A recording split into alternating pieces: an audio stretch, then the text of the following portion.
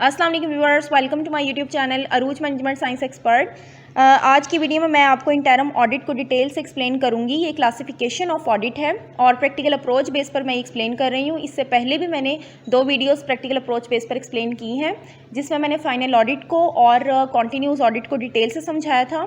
और आज मैं इंटरम ऑडिट को डिटेल से समझाऊँगी। ये थर्ड और लास्ट क्लासिफिकेशन ऑडिट की। तो विदाउट टाइम वेस्ट किए टॉपिक स्टार्ट करते हैं। इंटरम ऑडिट क्या होता है? इंटरम ऑडिट एक ऐसा ऑडिट होता है जो एक company with in accounting period एक स्पेसिफिक डेट पर कंडक्ट करवाती है। और इस ऑडिट के थ्रू क्या होता है कि कंपनी को अपनी फाइनेंशियल पोजीशन का पता चलता है कि कंपनी की परफॉर्मेंस एक स्पेसिफिक टाइम में कितनी रही है।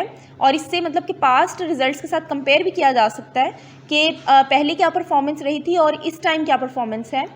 और मेन रीज़न इसकी ये भी होती है कि इंटरम ऑडिट किया जाता है तो उससे कंपनी की फाइनेंशियल पोजीशन का पता चलेगा। तो कंपनी जो है वो इस काबिल होती है कि उसको अपने ये प्रॉफिट सेट करने में काफ़ी आसानी होती है कि प्रॉफिट उसको कितना हुआ है और उसके बाद उसने शेयर होल्डर्स में कितना यानी कि डिविडेंड डिस्ट्रीब्यूट करना है। यानी कि इंटरम डिविडेंड जब कंपनी अपने शेयर होल्डर्स को देती है तो उसके लिए उसको जाहिर सी बात है, जब उसने प्रॉफिट डिस्ट्रीब्यूट करना है तो उसके लिए उसको अपनी कंपनी की फाइनेंशियल स्ट्रेंथ का पता होना चाहिए कि फाइनेंशियल पोजीशन क्या है कंपनी की। अगर अच्छी है तो वो देखेगी कि कितना % प्रॉफिट जो है वो डिस्ट्रीब्यूट करना चाहिए कंपनी को अपने शेयर होल्डर्स के दरमियान। ठीक है, तो उसके लिए इंटरम ऑडिट करवाया जाता है।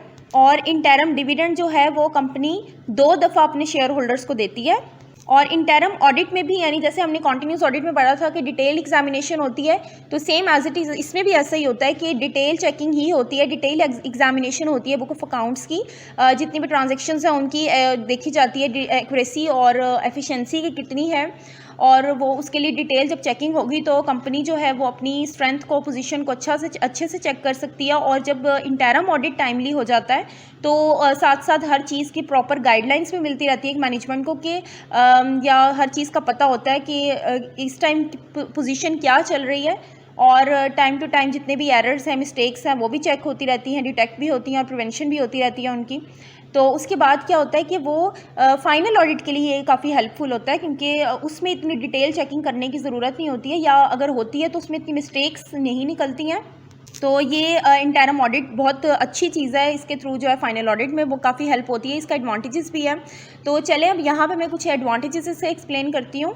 सबसे पहले तो यही एडवांटेजेस जो मैंने अभी बताया आपको कि टाइमली जो फाइनल ऑडिट है वो कंप्लीट हो जाता है उसकी, यानी कि टाइमली ख़त्म होता है। और जैसे क्योंकि interim audit time to time हुआ था और डीपली जो है वो चेकिंग हो चुकी थी, तो फिर डिटेल में उसकी चेकिंग की वजह से जो है फाइनल ऑडिट में काफ़ी हद तक यानी कि जल्दी काम हो जाता है उसमें।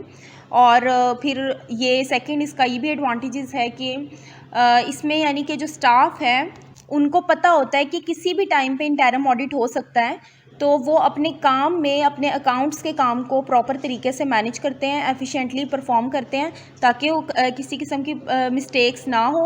और यानी जब भी कोई ऑडिटर या उनका जो स्टाफ है वो आएँ विज़िट करें और जब उनसे कुछ भी मांगे तो वो टाइमली उनको देने के काबिल हों। तो उनमें क्या होता है कि एफिशिएंसी इंक्रीज़ हो जाती है, उनके काम में उनकी प्रोफिशिएंसी इंक्रीज़ होती है।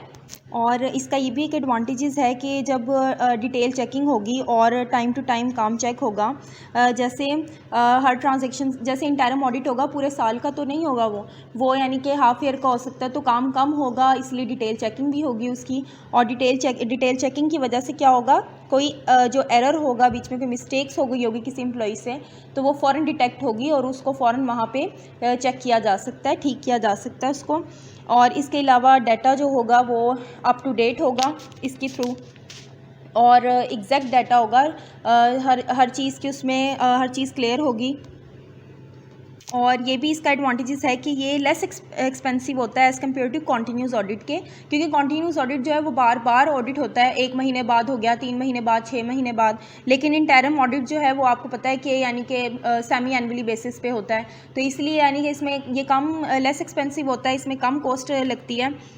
इसके अलावा ये भी एडवांटेजेस है कि जब इंटरम डिविडेंड पे किया जाता है तो उसको उस डिविडेंड के थ्रू या उस प्रॉफिट को देखते हुए कोई और पार्टनर भी ऐड हो सकता है उस फर्म के साथ, कि मतलब ये कंपनी अच्छा पे कर रही है डिविडेंड, तो इसमें यानी कि उसकी कंपनी के शेयर्स ख़रीद लिए जाएं, तो इसमें पार्टनर्स भी ऐड होते हैं। ये भी एक बेनिफिट है। इसके अलावा क्योंकि जब ऑडिटर के सजेशंस भी इसमें मिल सकते हैं, क्योंकि फ़ाइनल ऑडिट में तो ये होता है कि at the end of the financial year यही एक ऑडिटर जो होता है वो ऑडिट किया करता है, और उसमें जो भी प्रॉब्लम्स मिस्टेक्स होती हैं या अपनी कोई रिकमेंडेशंस देनी होती है, कुछ सजेशन देना होता है, तो वो at the end of the यही दिया जाता है। लेकिन इसमें क्या होता है कि क्योंकि एक विद इन ईयर होता है ये, और सेमी एनुअली बेसिस पर होता है, तो कोई भी मिस्टेक्स होती हैं, कोई भी प्रॉब्लम्स उनको नज़र आ रही है कोई, कि आप इसको, तो वो सजेशन दे सकते हैं कंपनी को कि आप इस तरीके से काम करें, आपकी परफॉर्मेंस ज़्यादा अच्छी होगी। तो ये एक बेनिफिट हो सकता है कंपनी को। इसके बाद अब मैं कुछ डिसएडवांटेजेस इसके एक्सप्लेन करूँगी। सबसे पहले तो फिगर ऑल्ट्रेशन ही है, क्योंकि जब इंटरम ऑडिट होता है, हो जाता है, उसके बाद जो है स्टाफ हो सकता है कि वो उसमें कुछ फिगर्स चेंज करें अपने पर्सनल बेनिफिट्स के लिए, अपने पर्सनल बेनिफिट को गेन करने के लिए वो क्या कर सकते हैं कि फिगर्स में कुछ चेंज कर सकते हैं, क्योंकि उनको पता है कि फाइनल ऑडिट होगा, और जब तक यानी कि कुछ वो अपना पर्सनल बेनिफिट गेन कर सकते हैं।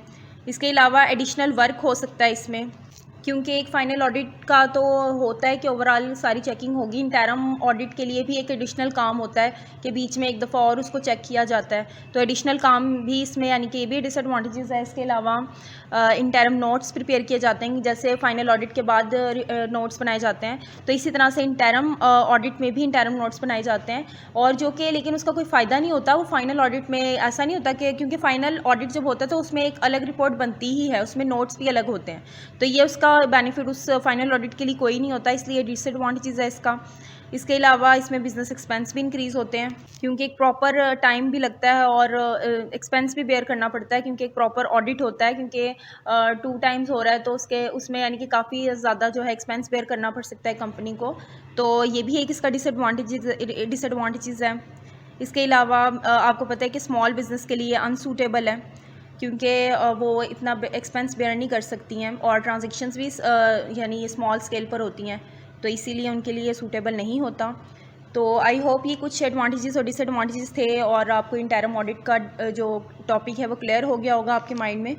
अगर आपको मेरी वीडियो की समझ आई हो और वीडियो पसंद आई हो आपको, तो आपसे मेरी रिक्वेस्ट है कि आप मेरे चैनल को आप सब्सक्राइब करें और बेल आइकन ज़रूर प्रेस करें, ताकि मेरी हर आने वाली लेटेस्ट वीडियो का नोटिफिकेशन भी आपको मिले।